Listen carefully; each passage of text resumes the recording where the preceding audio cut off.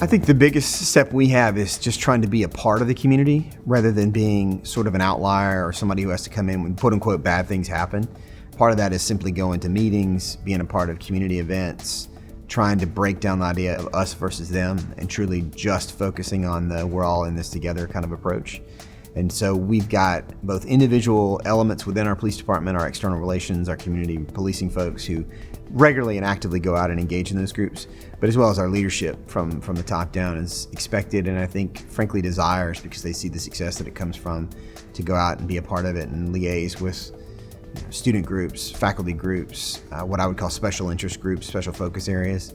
And in the end, it's really helped us establish connections so that if some sort of radicalization is happening, hopefully we can identify it and or have trusted partners in the community who bring it to our attention. The most important thing for preventing radicalization of violence here at the university is making sure that students have lots of opportunities to be involved, and also that students know where they can go to get support, and that people know where they can go to report concerns. VCU's threat assessment team, so we have student affairs professionals on the team, we have mental health professionals, human resources representatives, and of course, various law enforcement representatives from our campus law enforcement. Once we identify a person of concern, then the team works to gather additional information about that individual of concern.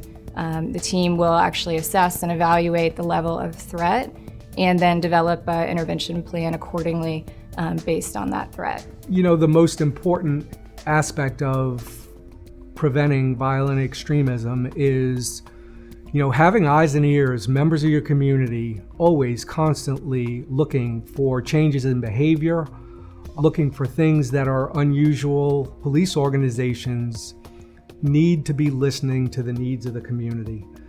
I think gone are the days of the police department looking out the window and saying, here's what needs to be done in the community that I police. And having that input and feedback, I think, is really, really important. This is an example of success. This is what happens when we have a partnership with a law enforcement agency and are able to ensure that when we have a concern, it is thoroughly addressed and then subsequently investigated.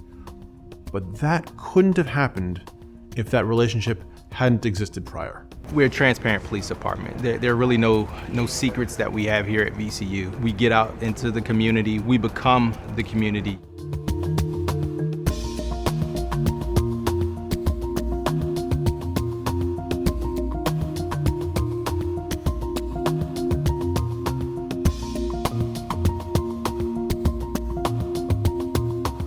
VCU is definitely committed to trying to interact with the community in ways that's relevant to them and interesting to them. And I think that is probably best seen through our Live Safe app. We've gone from the idea of using it as a speak to us, give us information, community awareness type scenario to something that we routinely get thousands of tips a year. And we also push information out through that same avenue that now a person's information that they need, that they can share, that's relevant to them, can be given and received right in their pocket, right on their phone. And that's very relevant in today's time.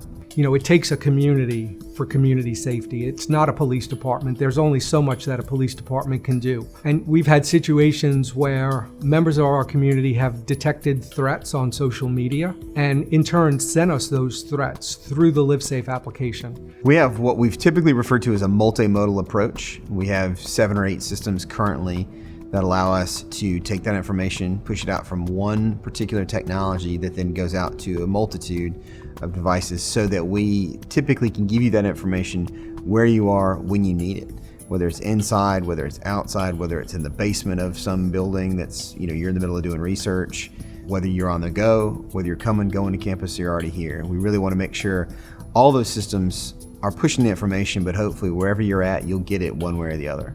And on a daily basis, we work extremely hard on partnerships and collaborations. We work with every single group, every community member here at VCU on different initiatives to share the responsibility of public safety with the community to ensure that VCU is a safe place.